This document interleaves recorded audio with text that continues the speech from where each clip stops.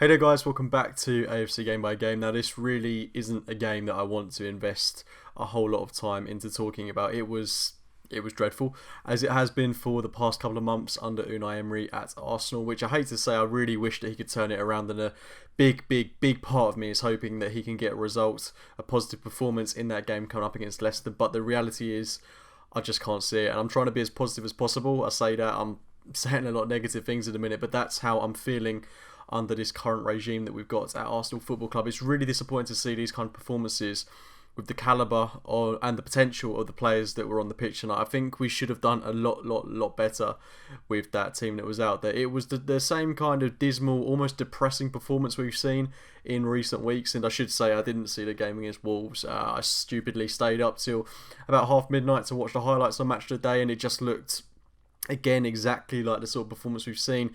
Take the lead, get a fortunate goal, and then concede late on and come away with just a point. And it's been the tale of this season. We've been fortunate not to have lost more games.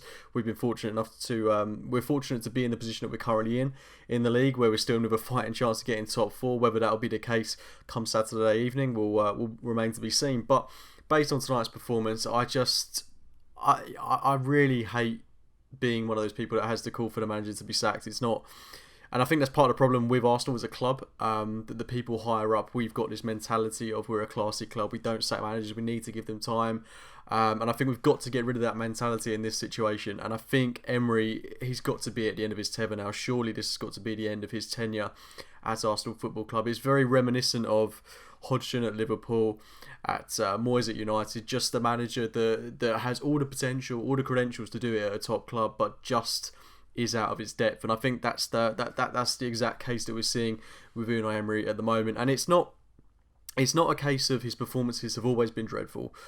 Last season we had some fantastic performances under Unai Emery, and there was so much promise at the start. Even when we were losing games initially, we saw what he was trying to do. We saw the high press, we saw the triangles, we saw such an exciting Arsenal team. We've drifted away from that quite a lot over the past 12 months really, and it's a real shame. I mean, to go from that victory against the likes of Spurs last season when we beat them 4-2, to have those fantastic wins against the likes of Napoli, to beat Valencia 5-1 away from home, then to capitulate towards the end of the season and to just not start this season in the right fashion. It's a real shame to see. The performance tonight really was poor.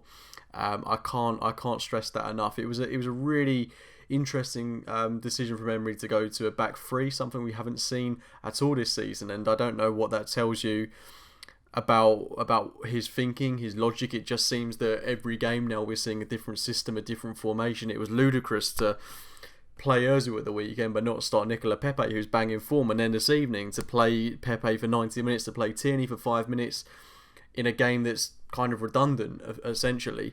It seems crazy to me. And if you can't motivate players that are trying to push for a first team place in this team for a game such as this evening, I find that bewildering. It's worrying that he comes out as well and defends the performances, defends the way we're playing.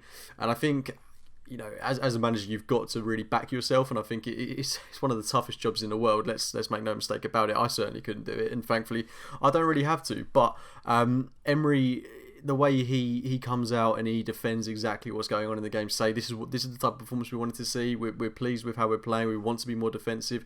Only conceded one goal. It's hard to break down a team like Vitoria, but the problem for me is, okay, he's defending what he's saying, but we are superior to a team like Vitoria. That's not me being big-headed, but we have the better players, we have the better team lineup, we've got so much promise, so much talent in that team.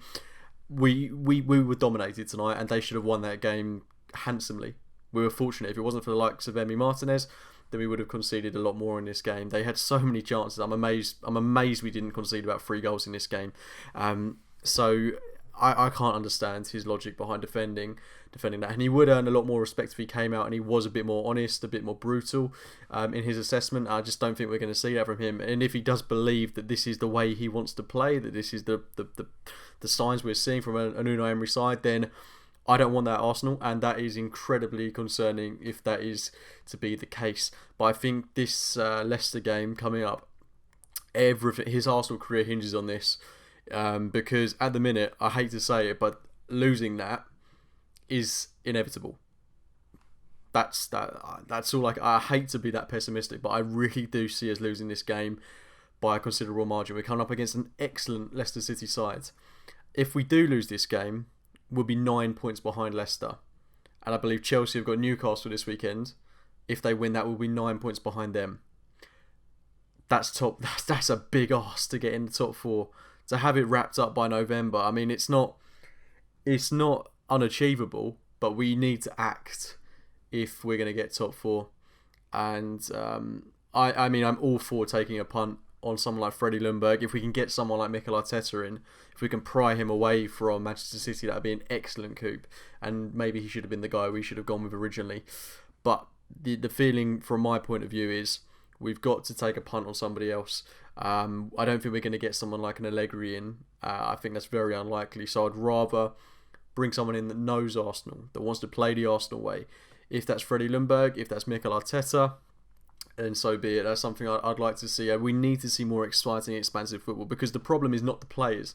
This group of players is very talented. I'd go as far as saying we've got a superior squad to the likes of Chelsea, a stronger squad than Leicester, a stronger squad than Tottenham. This team is underachieving for the calibre of players that are in there. And I wouldn't be surprised to see an exciting lineup against Leicester this weekend, because I think Emery will be putting his best players out there to save his face. I think we will see Pepe, Ozil, Aubameyang and Lacazette start in that game, just because we need to get goals and we need to get a victory. Anything less than that, and I think it's curtains for Emery. I really, really do. But I really do struggle to see us getting anything out of that game the way we're playing.